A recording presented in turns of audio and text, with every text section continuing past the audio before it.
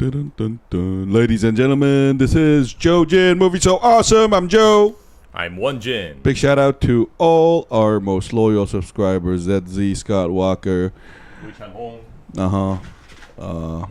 Laylak, Jasmine, or 35 originals. Thank you so much. Today we are going to talk about Killer Paradox. K-drama, a criminal thriller on Netflix. Full spoilers for all 8 episodes ahead. You have been warned. Here we go. Let me go first. Okay. You know, this is one of those shows where it has a great premise, but I felt it did not live up to that premise. And another thing that was a little bit disappointing. What's up, ZZ? What's up? I think I wanted your opinion on this. I think it's a kind of a problem in K-drama in general. Not all the time, but there are moments where suffering itself is kind of presented as a characterization. Okay. And I felt this show had a great start. I love the first 2 episodes. And I love the mise-en-scène of all those episodes too. Like, yeah, I thought the slow-mos and like the dream kind of like sequences, they were interesting. But for me, once it reached episode 4, it was all downhill from there. I felt there were just too many characters, and they were generally underwritten, except the Son Seok-gu character. The cop. Yeah, the cop with the dying father. Yeah, and the problem I had with that was it's almost like the premise was just a bait for us to get to that story. And I liked his rivalry with Song Chun. But during the whole time I was like, what the fuck? So what the fuck was the sin detecting power all about? And I was like, are you trying to get into deeper themes? What's up? Shout out to Scott Walker. Hey guys, how you doing tonight? Tomorrow's Titanic sinking. Do you guys know that? I didn't know that. Joe, did you go to the seaside? You look like the sun caught you. Yeah, I went running. Thank you for noticing, ZZ. And I felt like I just got bored around episode 5 and 6. I just felt this show could have been like a 5 episode, like tight, without getting too much into those trying to get to those deep themes of, you know, who has the right to morally kill, right? I just thought they didn't break any new grounds with that. You know, inside my head, I was thinking almost exactly the same thing. Oh, yeah?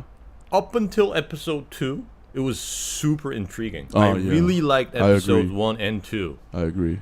And I also love that surprise at the end. Like, by this almost impossible chance that he somehow gets away with murder. Yeah.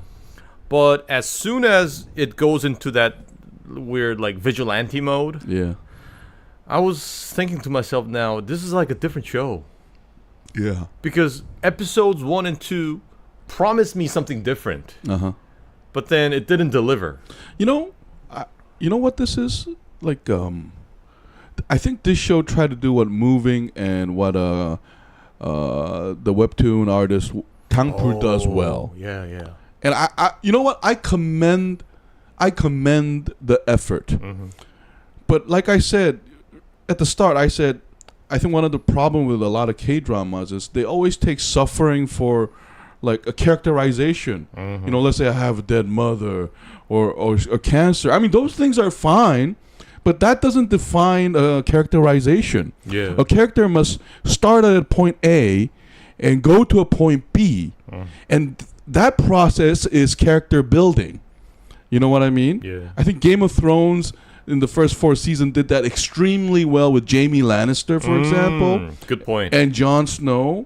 But here, like, this main character is just given these powers, and we just assume that he's some kind of... It was real. I thought it was really thinly explained. Like the first, up to even episode 3, it was great. I was like, I can't wait to get some explanation. And you know what they should have done? They should have given Song Chun a superpower too.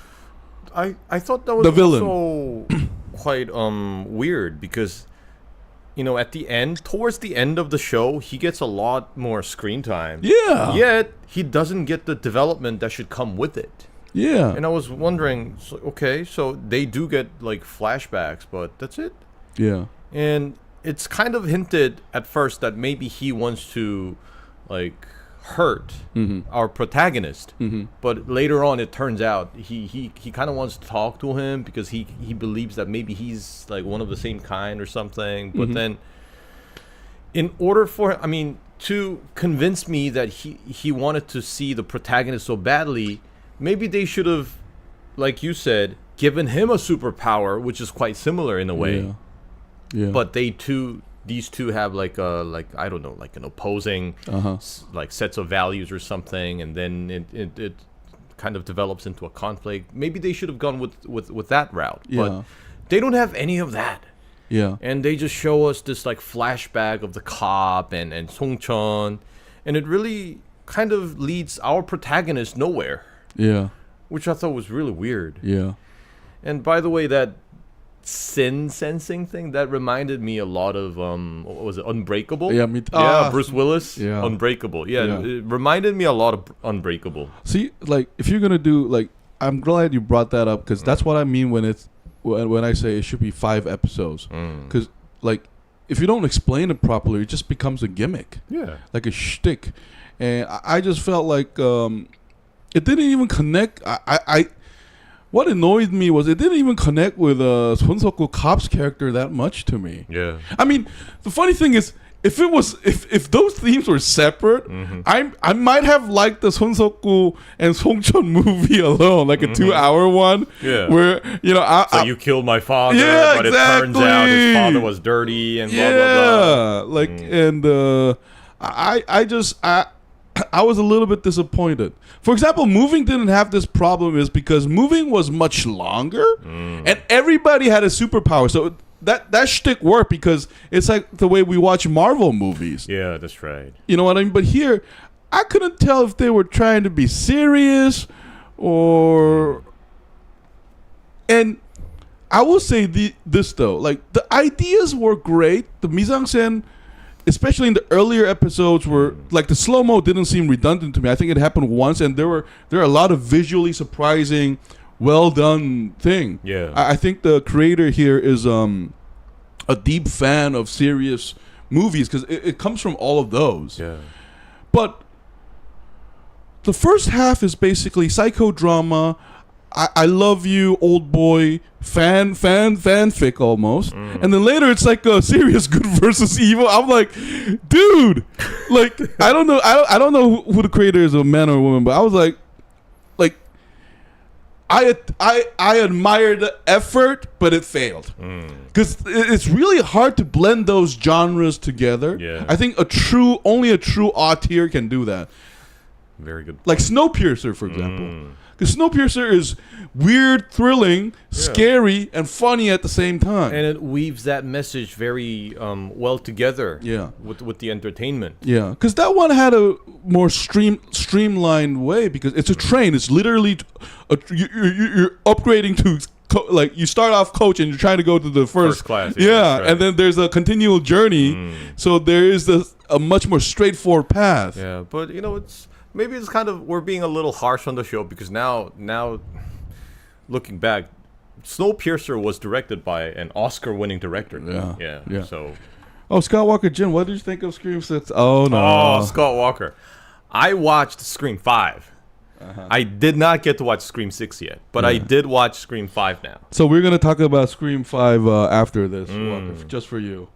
Yeah, exactly. I think it was catchy. Yeah. But so like it's a little sad for me. I wish it was just about, and even the title, like in Korean it's 살인자 Nan-gam, right? And then I get what they were trying to do, like poetic. Like the cop's name is Nan-gam. His name is Chang Nan-gam, Which means a toy. But if you just put Nan-gam, it means it's a difficult situation. Like I don't know what to do. I thought that was kind of like hinting at like this moral and ethical dilemma of killing, so to speak. Yeah, maybe. So I'm thinking maybe that should have been like one, like big, piercing, like concept throughout the whole show. Yeah. But it digresses from it. And one of the problem I had with the Sonsoku cop never having killed before is, see, if it was an independent movie just between the serial killer and him, it would have been fine.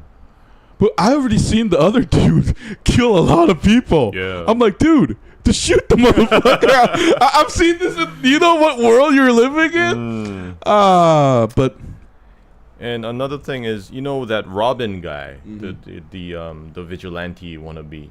You know, him making that sacrifice at the end, it didn't really make me feel anything for him. Yeah, because we barely knew you. Yeah. So okay, so he gets killed. No, what should have happened was his parents' situation should have been explained to us earlier. Yeah. So that we kind of like sympathize with him from the get go. Yeah. And I think you're more severe when you judge Korean shows and compare it to international shows. Well, we give good points to moving. So over the past couple of weeks, a couple of scary things happened to me in church. We are Benjamin window smashed, a jump room, and my neighbor's bike stolen. Wow. Okay. Be careful out there, Careful, Walker. yeah. What more? Is it a cultural thing to do towards the things that come from our countries? I was so bitchy with movies from America. No, Zezzy, that's a good question because that reminds me of when I lived in America. And everybody complained about America, the Americans. And someone much more smarter than me told me that that's because you always criticize what you know. It's like that family thing. So maybe unconsciously we're doing it, but I didn't feel that way because me and Wonjin, I feel like we gave just deserve for plenty of Korean movies and dramas. True. Yeah. There are very well executed shows and movies in Korea as so well. This one had a great start concept.